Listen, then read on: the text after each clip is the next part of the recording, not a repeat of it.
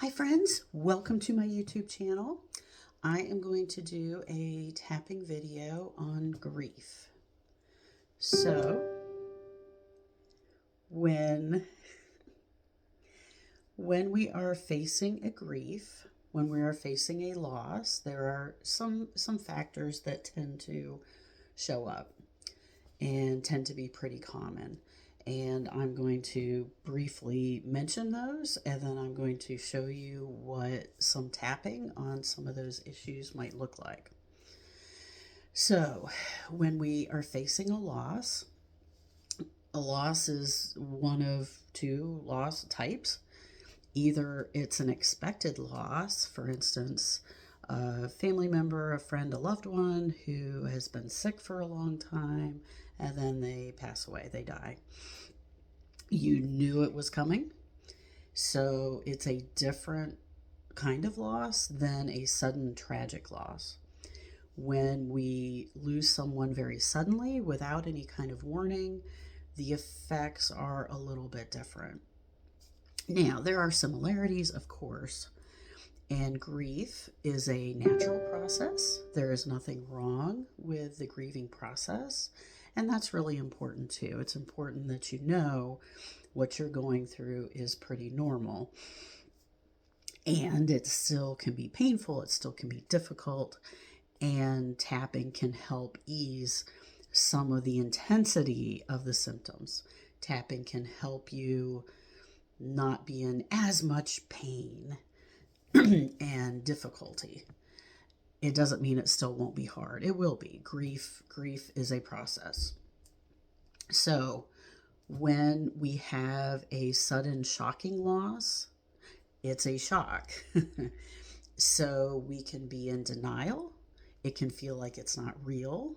It can very much feel like it's not real. It can very much feel like my loved one's going to walk in the room anytime because, like, you said goodbye to them this morning, like every day, and of course they're going to come home tonight.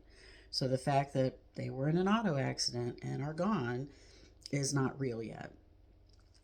So, whatever aspects, when it comes to a loss, if you feel like you're moving through your feelings, then great, keep doing what you're doing. Like, you don't need to change anything. If you feel like you're stuck, then that's where tapping would come in. Tapping is a way to get stuck places unstuck and a way to reduce some of the intensity.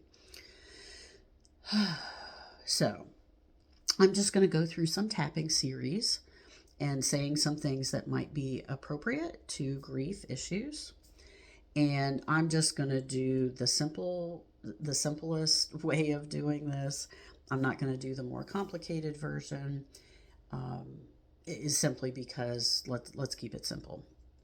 So here we go. So even though I'm facing this loss, and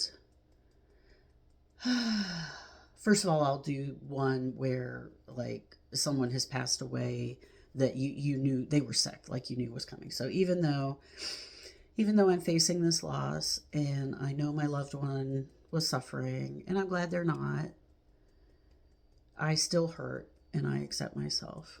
Even though, my loved one is gone and I treasure the time I had with them, and even though I said my goodbyes, I'm still sad. I still wish they were here. And it's still hard. And I accept myself. Even though I wish they didn't leave. I wish they were still here. I accept myself. Hard that they're not here. I'd still like them to be here. I miss them. I still expect to see them soon. Of course, I don't want them to suffer, but I still miss them. I still don't know what life is like without them. Under your arm. I'm still getting used to them not being here.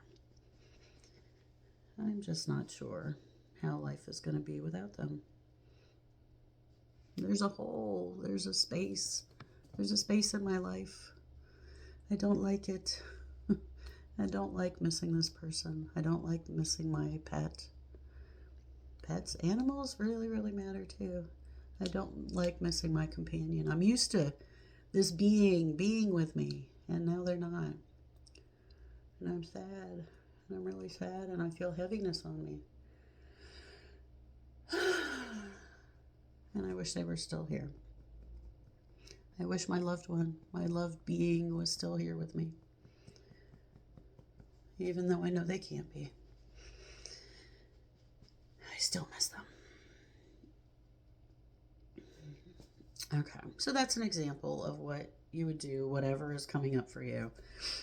If you have a shocking loss, then you need to deal with the shock.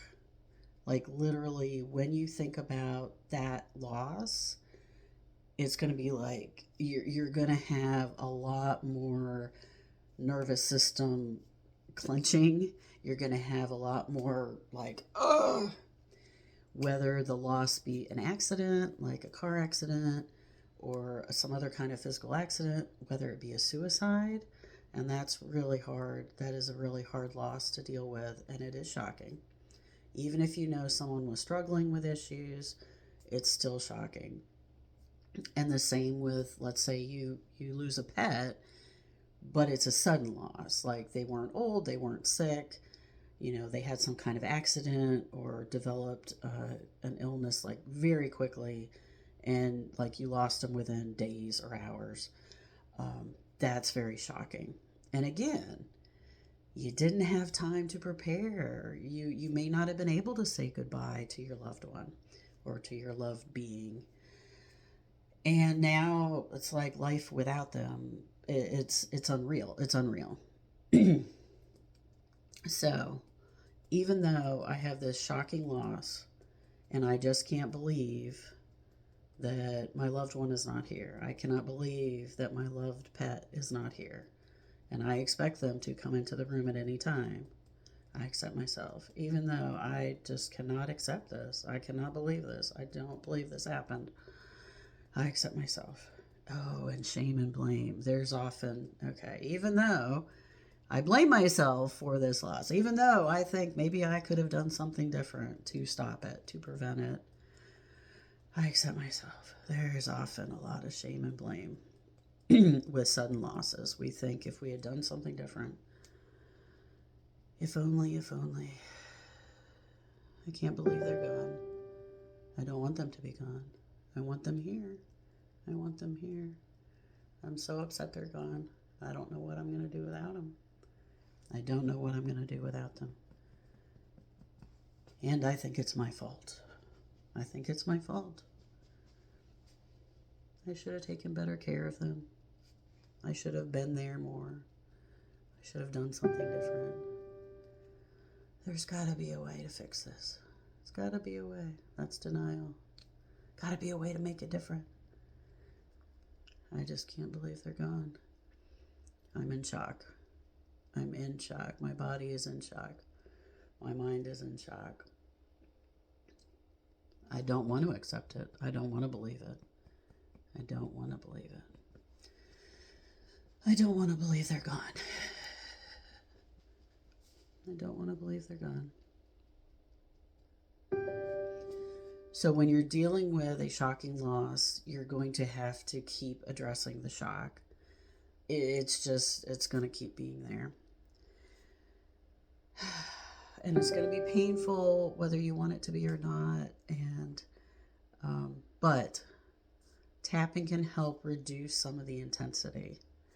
And even though this is a hard thing to go through, I want you to be as comfortable as possible. That's a silly way to say it.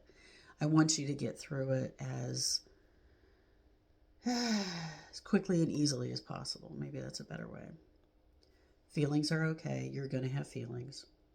It's going to be hard. You're going to be sad and angry or upset or in shock. Everybody responds differently to grief. But there are some examples of how the tapping might be able to help move you through it. I hope that's helpful. Until next time.